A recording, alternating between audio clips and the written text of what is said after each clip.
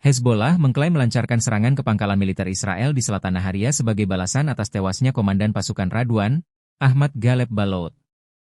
Rekaman video memperlihatkan amunisi melintas di langit malam sebelum terdengar ledakan keras di wilayah Israel. Hezbollah menyebut serangan dilakukan menggunakan rentetan rudal dan sejumlah besar drone peledak. Namun, Pasukan Pertahanan Israel atau IDF mengklaim sebagian besar serangan berhasil dicegat dan tidak menimbulkan korban jiwa.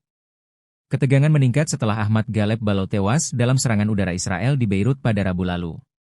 Sebelumnya, Israel melancarkan operasi darat dan udara di Lebanon Selatan setelah Hizbullah menembakkan roket ke wilayah Israel pada awal Maret. Meski gencatan senjata antara Lebanon dan Israel telah berlaku sejak pertengahan April, bentrokan dan serangan lintas perbatasan masih terus terjadi.